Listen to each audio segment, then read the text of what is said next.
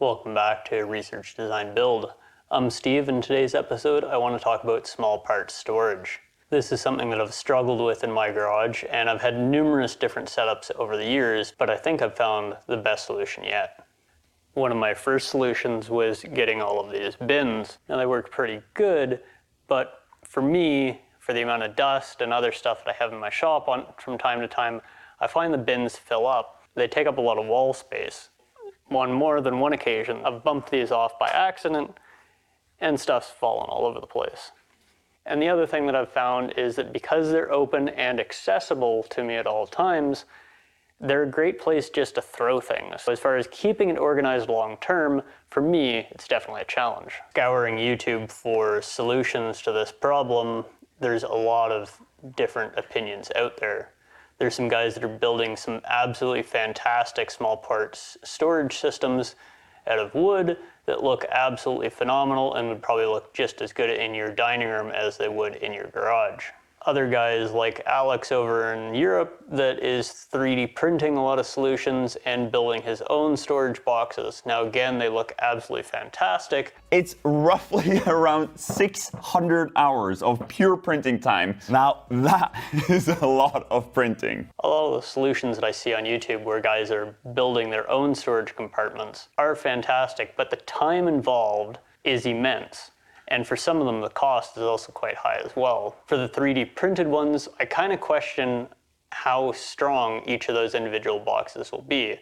I think those have their place, but in a day-to-day operation, I'm not sold. You can absolutely buy boxes like the Sortissimo, I think it is, brand that makes a fabulous product, but at a very high cost. So again, time to implement for something like that would be short, but cost would be really high. Right here, I think I found the best solution and the best compromise between money, time, and durability. So this isn't probably what you're thinking. These are not the Milwaukee packout toolboxes.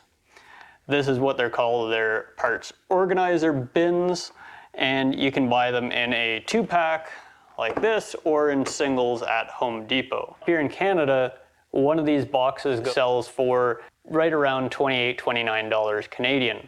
About half the price of the packout system. These can be linked together, and so you can combine them and move them all as one. The great thing with these is they do have a fantastic clear top on them. They've got a good metal hinge section. Everything works really well as far as the latches. They've got a really nice rubber gasket that goes around the top.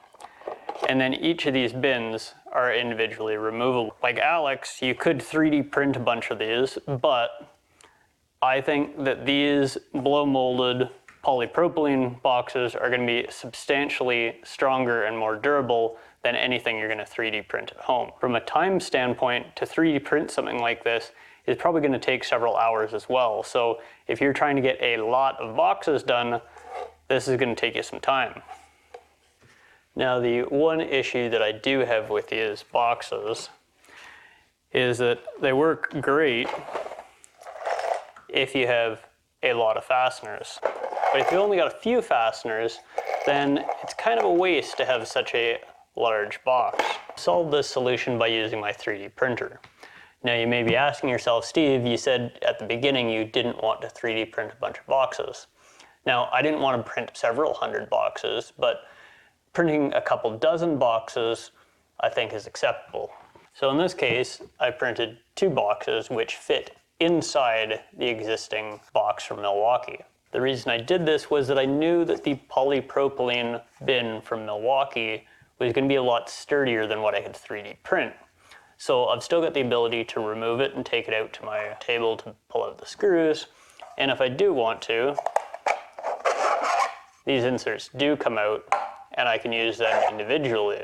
I had the same issue with their longer bins. Quite often I wasn't filling them to capacity, and so putting the divider in was something that I found very helpful.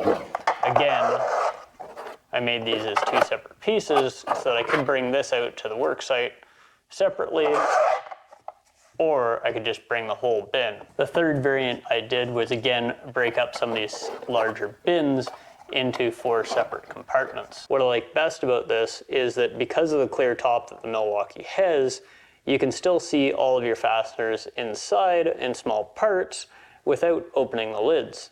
With a lot of the home DIY solutions, you have to pull out each bin to actually see what's inside. As far as future improvements or changes, what I might also end up doing is doing some stackable bins so they're not as deep. I'm not a huge fan of that because I like to be able to see everything at a glance.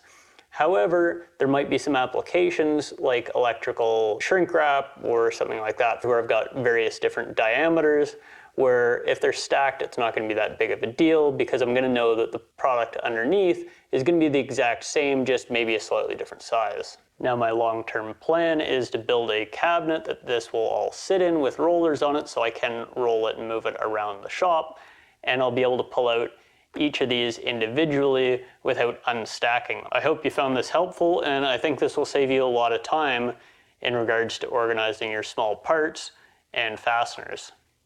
I found this is the best balance between time spent, money, and durability. Until the next one, we'll see you later.